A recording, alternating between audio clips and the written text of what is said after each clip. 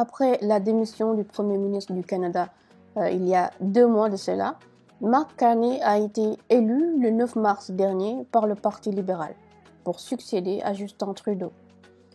Alors, quel est le programme d'immigration de Mark Carney ou quelles sont ses positions par rapport à l'immigration?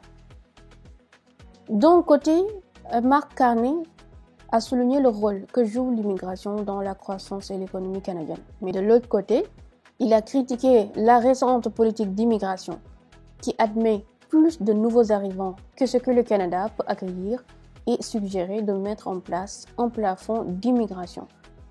Alors, dans cette vidéo, on va parler des positions de Mark Carney, désormais Premier ministre du Canada, ses positions par rapport au plafond sur l'immigration qu'il a proposé, la priorisation des résidents temporaires pour la résidence permanente, le nombre d'admissions de travailleurs étrangers temporaires, la dépendance excessive des établissements postsecondaires canadiens aux frais de scolarité des étudiants internationaux. On va parler brièvement de ce qu'il a dit par rapport à la crise du logement au Canada et le rôle de la politique d'immigration dans l'identité nationale du Canada.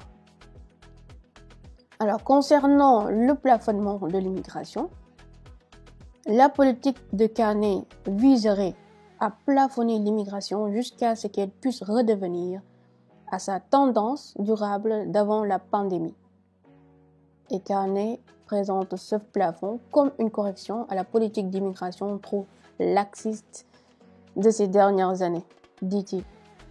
Il ajoute que le Canada a eu des niveaux beaucoup plus élevés de travailleurs étrangers, d'étudiants et de nouveaux Canadiens arrivants que ce que le Canada peut absorber en matière de logement, de soins de santé, de services sociaux et en matière d'opportunités. Concernant la priorisation des résidents temporaires pour la résidence permanente, Carney a parlé d'une période de remise sur les rails en se concentrant sur l'absorption des plus de 4 millions de personnes qui sont venues au Canada au cours des dernières années, c'est-à-dire prioriser les résidents temporaires, ils obtiennent leur statut de résident permanent. Et l'idée de faire passer les résidents temporaires au statut de résident permanent en donnant la priorité aux résidents temporaires au Canada pour la résidence permanente s'aligne déjà sur la politique d'immigration la plus récente du gouvernement fédéral. Conformément au plan, le nombre net de nouveaux permis de travail délivrés dans le cadre du programme des travailleurs étrangers temporaires devrait rester stable à 82 000 par an pour 2025, 2026 et 2027. Et parallèlement aussi, le nombre net de nouveaux permis de travail attribués au programme de mobilité internationale est de 285 750 pour 2025 et 128 700 pour 2026. Et le gouvernement s'attend à ce que la population totale des résidents temporaires du Canada diminue d'environ 445 000 en 2025 et en 2026.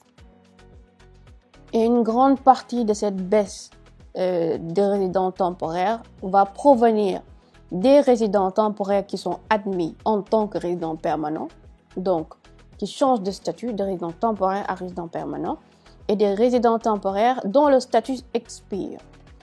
Alors, concernant maintenant la dépendance excessive aux frais de scolarité des étudiants internationaux, il ajoute que les transferts provenant des caisses provinciales ont été gelés, obligeant les universités à dépendre entièrement des étudiants internationaux pour leur croissance. Depuis que le gouvernement a annoncé le plafonnement du nombre d'étudiants internationaux en 2024, les établissements d'enseignement supérieur, tous secteurs confondus, ont été durement touchés financièrement. Nombre d'entre eux ont enregistré les déficits budgétaires de plusieurs millions de dollars, en plus de procéder à des licenciements, à des gels d'embauche et à des coupes dans les programmes et services pour combler le manque à gagner. À titre d'exemple, vers la fin de l'année dernière, le collège Sénéca a fermé un campus. Le collège Sheridan a suspendu les inscriptions dans au moins 40 programmes et l'université de Waterloo a mis en place un gel complet des embauches. Et face à cette situation, Carney a plaidé en faveur d'un financement accru des établissements d'enseignement afin de réduire leur dépendance à l'égard des étudiants internationaux. Et en ce qui concerne la crise du logement, Il a mis l'accent il a promis de dynamiser le plan de logement du Canada. Et ce plan visant à dynamiser le plan de logement comprend la croissance de la main-d'œuvre du secteur de la construction en investissant dans la main-d'œuvre qualifiée et en élargissant les programmes de formation et d'apprentissage pour les métiers spécialisés. Donc, une opportunité pour les travailleurs spécialisés. Et ce plan semble être conforme aux initiatives actuelles du gouvernement fédéral visant à soutenir le secteur de la construction en créant de nouvelles voies pour les travailleurs de la construction. Et enfin, concernant la politique d'immigration et l'identité nationale du Canada, Carney a souligné l'importance de l'immigration pour l'économie du Canada ainsi que pour son identité nationale. Et lorsqu'on lui a demandé si le Canada pouvait se permettre une politique pro-immigration, Carney a répondu oui, que le Canada pouvait le faire, sans doute, et que le Canada ne peut pas se permettre de ne pas le faire.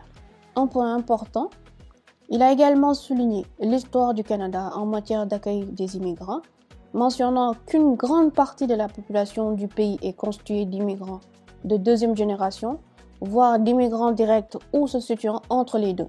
Il ajoute que le Canada est un pays qui accueille favorablement l'immigration et intègre très rapidement les immigrants pour qu'ils deviennent canadiens et se développent.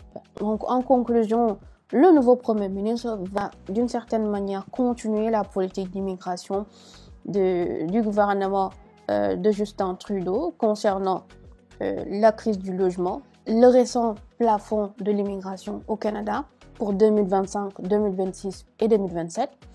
Mais ce qui est nouveau, c'est un nouveau plan pour soutenir les établissements d'enseignement supérieur au Canada et postsecondaire pour que ces établissements-là ne deviennent plus dépendants des étudiants internationaux. Mais en embrassant ce que nous sommes vraiment.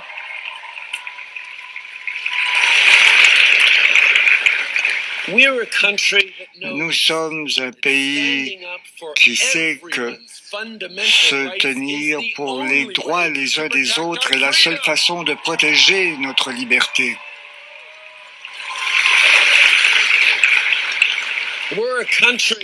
Nous sommes un pays qui est convaincu qu'il ne faut laisser personne en arrière et que tout le monde devrait avoir la possibilité de réussir. Nous sommes un pays qui refuse d'accepter le faux choix entre une économie forte et un environnement sain. Nous sommes un pays qui choisit la réconciliation et qui fait des Autochtones de véritables partenaires car c'est la seule façon d'avoir un avenir prospère. Vous rappelez les hauts et les bas que nous avons connus et toutes ces occasions où on nous tenait pour battus, où on disait que notre parti en était à son dernier souffle. Comme tous les Canadiens, c'est quand vous nous tenez pour battus que nous, les libéraux, savons montrer de quoi nous sommes faits.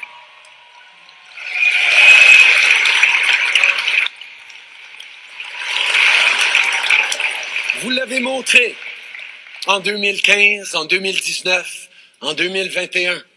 Vous êtes mobilisés, vous avez cogné des portes. Vous l'avez fait sous la pluie, en pleine canicule, dans le froid. Vous l'avez fait en pleine pandémie avec un masque sur le visage. Vous vous êtes battu pour votre pays et vous l'avez changé pour le mieux.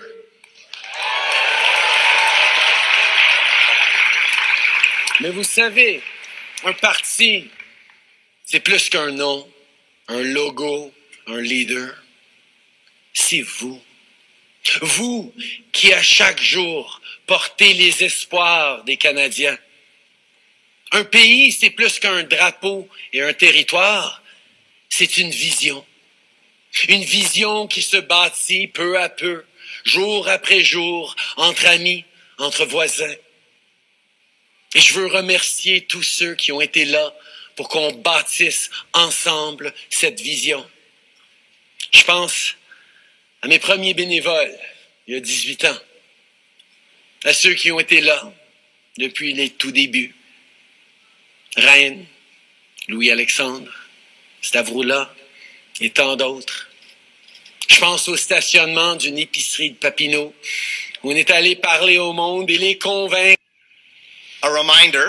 Un rappel, le gagnant doit avoir plus de 50% des points.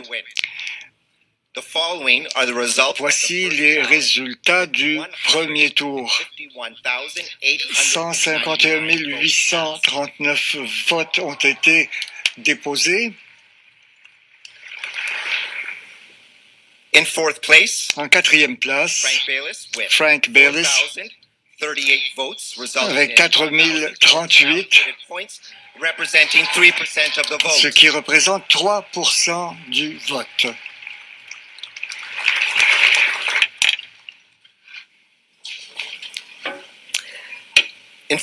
En troisième position, Karina Gould, à 4785 votes, à 1100 points, ce qui représente 3,2% du vote.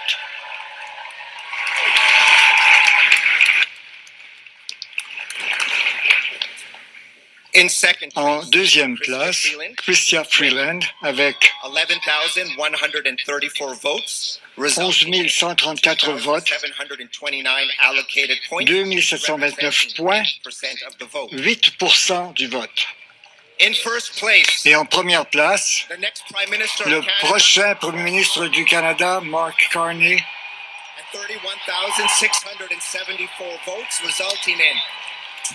131 674 points, 85% des votes et des points.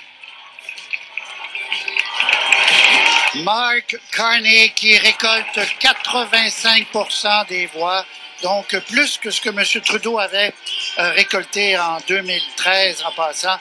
Mark Carney qui deviendra le premier non-élu, jamais été élu, premier ministre d'ici quelques jours au Canada, premier ministre désigné lorsque Justin Trudeau et lui échangeront donc le pouvoir. Il devra se rendre chez la gouverneure générale, former son conseil des ministres au cours des prochains jours. Mark Carney, 59 ans, économiste, doctorant, sous-ministre, gouverneur de la Banque du Canada, de la Banque d'Angleterre, qui fait son entrée de façon quand même assez spectaculaire dans cette joute politique canadienne à quelques jours, quelques semaines tout au plus du déclenchement d'une campagne électorale.